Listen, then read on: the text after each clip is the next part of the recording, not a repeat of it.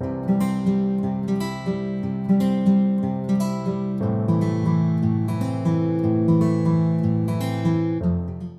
terapia católica, do meu ponto de vista, é uma forma de entender o que seria a direção espiritual antigamente.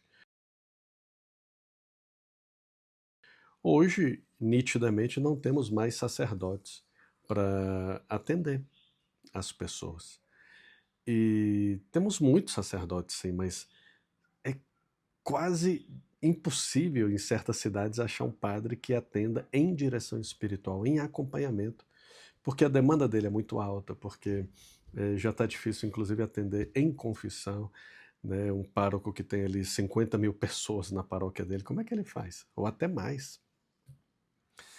Fica muito complicado ele ter tempo para atender durante uma hora de forma constante as pessoas, né? A direção espiritual virou quase um artigo de luxo, mais para a vida religiosa, né, do que para a vida laical. Porque na vida religiosa acaba se tendo ali, né, o superior, não, o confessor, o diretor espiritual local, que possa ir atendendo aquela alma consagrada. Só que, como ficam os leigos? Né? É possível um outro leigo ser diretor espiritual de leigos e, inclusive, viver disso? Bom,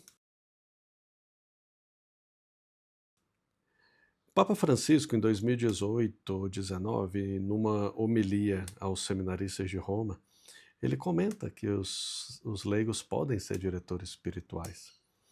Agora, claro, para você se dedicar a isso, é importante ter uma preparação, no mínimo teológica, filosófica e psicológica, né, para poder atender de forma eh,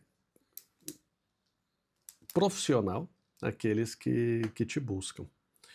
Não significa que precisa ser um psicólogo, ou um teólogo, ou um filósofo, mas precisa ter esses conhecimentos, né, para poder ir orientando as pessoas. Foi nesse sentido que já faz anos eu atendo em direção espiritual, eu costumo chamar de terapia católica. Algumas pessoas até me perguntam, mas por que você está confundindo aí direção espiritual e terapia? E o que é isso de terapia católica? Olha, terapia não é um termo exclusivo da psicologia, um termo exclusivo, inclusive na lei brasileira, né? Não é. A lei simplesmente é, é, trata de que se a pessoa vai trabalhar como psicoterapeuta, precisa ter um curso daquela área psicoterápica, né? Que ela está querendo oferecer. Nem sequer delimita o tempo de curso, só se fala ali que tem que ter uma preparação. Agora você pega uma pessoa, por exemplo, o meu histórico, que teve 15 anos de monge, atendendo e recebendo direção espiritual, estudando muitos aspectos da psicologia, estudando formalmente a teologia, a filosofia, fazendo mestrado, outros cursos de formação. É óbvio que há uma preparação ali, nítida, de aconselhamento espiritual, de direção espiritual. Mas por que terapia católica e não direção espiritual? Eu costumo brincar, jogar com esses dois termos, em vista de que está muito difícil conceitualizar cada um. A direção espiritual, os principais conceitos dela estão precisamente na vida religiosa, no âmbito da vida religiosa. E ali é o papel do confessor também, né, confessor e diretor espiritual, que exige-se uma certa obediência ao diretor espiritual, né, porque é nele que se vê a vontade de Deus e tal. Enfim, essa é um pouco da dinâmica ali da vida religiosa, do histórico. Já na vida leiga, quem exigir obediência, né, a você como diretor espiritual, não está exercendo um papel saudável, porque você tem que ser obediente a Deus.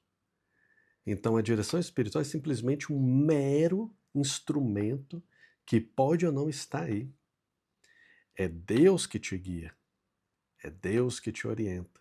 Não é aquela pessoa, você não pode ficar pegada a uma pessoa. Então é nesse sentido que terapia católica, né, é usar as ferramentas da teologia da vida espiritual acolhendo de forma terapêutica o meu irmão.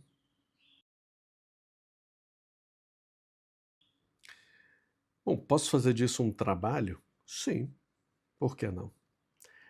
Existem tantas pessoas que são terapeutas ateus, materialistas, que adoram humilhar a religião e, inclusive, aproveitar do seu status terapêutico para poder desconstruir aspectos de fé e de religião na vida de uma pessoa. Por que nós não podemos ter acompanhamento com alguém católico, alguém que saiba o que está fazendo, né? Que possa te orientar, que tenha a capacidade de escuta. Então essa é a proposta, né, de terapia católica. É uma terapia espiritual. Então aqui não se tratam, objetivamente falando, questões mais para um profissional da área mental, um psicólogo, um psiquiatra. Certas doenças mentais, né, transtornos, não são objeto daqui da terapia católica. Pode ser que, em alguns casos, sirva a terapia católica para certos transtornos.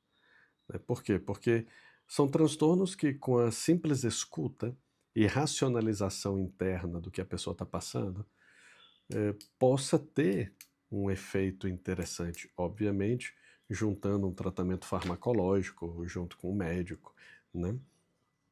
Agora, o ideal da terapia católica são aquelas pessoas que estão procurando um crescimento interior, independente da sua saúde mental, psicológica. Por quê? Porque bem é verdade que saúde mental é uma coisa, saúde espiritual é outra. Elas não andam juntas. Uma pessoa pode ter algum problema de saúde mental e ter uma saúde espiritual muito forte. Né?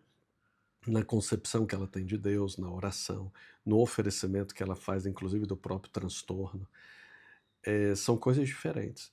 Por isso é necessário, de fato, vivemos um mundo com muitas especializações e é necessário trabalhar de forma colegiada entre um, né, um terapeuta espiritual católico, um diretor espiritual e um psicólogo, psiquiatra, médico, enfim, pessoas da área da saúde que possam ir orientando também as questões neurológicas, fisiológicas daquela pessoa.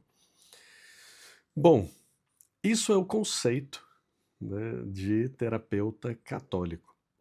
E é isso que eu ofereço nas sessões, né, para as pessoas que me procuram. Eu já tenho um atendimento muito estabelecido, né, com pessoas que estão comigo há meses, outras que só passam e saem.